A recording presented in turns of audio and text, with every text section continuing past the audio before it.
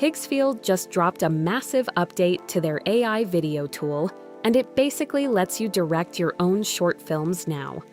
We're talking full control over camera angles, scene cuts, speed ramping, character emotions, and even dialogue between multiple characters, all generated entirely from text prompts. In this video, I'm going to walk you through everything that's new in Cinema Studio 2 and show you how to actually use these features step by step.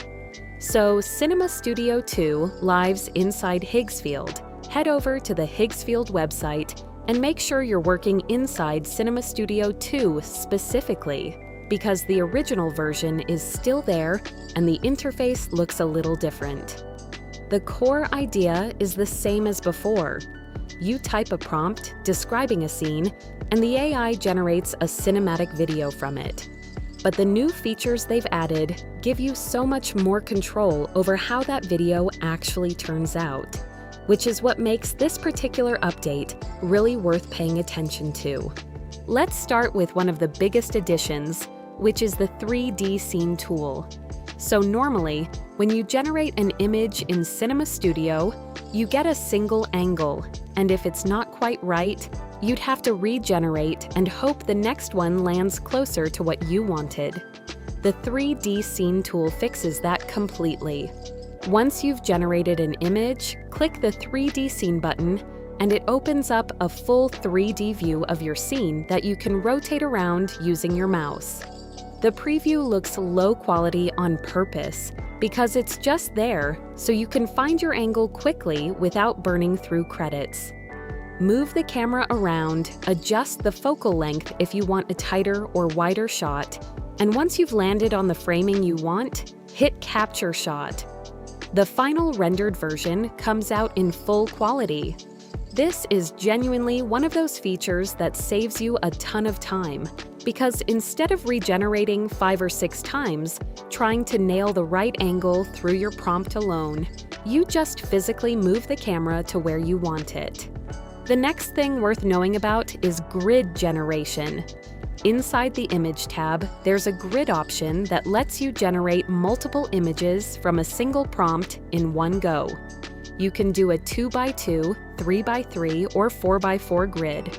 So instead of getting one image per generation, you could get up to 16 variations at once. This is really useful as a brainstorming tool because you can see a whole bunch of different takes on the same prompt and then just pick the one that works best for your project. But there's actually a more interesting way to use it for video. If you download the grid as a single image and then upload it into the Video tab, you can prompt it with "Generate the frames in sequence as per the storyboard," and it will actually look at each image in the grid and try to turn them into a continuous video. It won't always use every single frame, but it's a surprisingly effective way to create a multi-shot video from just one single image. Now, let's get into the video features, because this is where Cinema Studio 2 really earns its name. You've got 3 different modes for generating video. Single shot gives you one continuous take with no cuts at all. Multi-shot auto takes your prompt and automatically splits it into different scenes with different camera angles, handling all the editing decisions for you. And a multi-shot manual is where you get full creative control.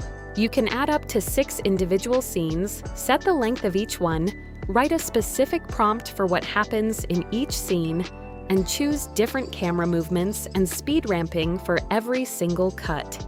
The total video length maxes out at 12 seconds, so you need to divide your time across your scenes accordingly. But even within that limit, you can create something that genuinely feels like it was planned out and edited together by a real person. The speed ramping controls are a really nice touch on top of all that. For each scene, you can choose whether the footage plays at a constant speed, slows down toward the end, speeds up, or hits a dramatic impact moment. There's even a custom option where you manually set which parts of the clip speed up or slow down. It's a small detail, but it makes a noticeable difference in how professional the final output feels compared to a flat, constant speed clip. Another major addition is the element system, which is how you keep characters and objects looking consistent across multiple videos. To create an element, go to the Video tab, click Add Character and Props, and upload 2 or 3 images of whatever you want the AI to remember. This could be a character you've designed, a product, a vehicle, anything really. Give it a few different angles so the AI has a solid understanding of what it looks like from multiple perspectives, then name it and add a brief description. Once it's saved, you can reference that element in any future prompt by typing the @ symbol followed by its name, and the AI will include it with proper consistency. You can use up to 3 different elements in a single prompt, which means you can have multiple characters and objects interacting in the same scene, and they'll all look exactly the way they're supposed to. What makes elements even more interesting is the emotion controls that come with them. When you add a character element to your prompt, you can click the face icon next to it and choose an emotion for that character in that scene. The options range from anger to joy, to surprise to sadness to fear, and each one has intensity levels so you can dial it in precisely. Setting one character to sadness and another to anger in the same scene creates a totally different dynamic than if you just described the emotions in your prompt alone. The AI picks up on these settings and actually reflects them in the facial expressions and body language throughout the clip. You've also got genre options now for your videos. You can tag a generation as action, horror, comedy, western, suspense, intimate, or spectacle, and it adjusts the overall visual tone and pacing to match. This isn't something you need to use on every single video, but if you're going for a specific mood and your prompt alone isn't quite getting you there, switching the genre can add that extra layer that pulls everything together nicely. One last tip before you go.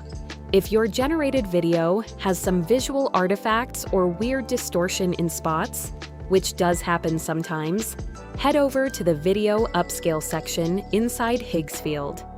Upload your clip and run it through the Sora 2 enhancer first, which cleans up most of the glitchy bits. Then, if you want to push the quality even further, run that enhanced version through an external upscaler like Topaz to bring it up to 2K or 4K. That 2-step process takes a decent-looking AI clip and makes it look genuinely polished. What kind of scene would you direct first? Let me know in the comments below. While you're there, check the description for some helpful resources that I've linked, and don't forget to like and subscribe.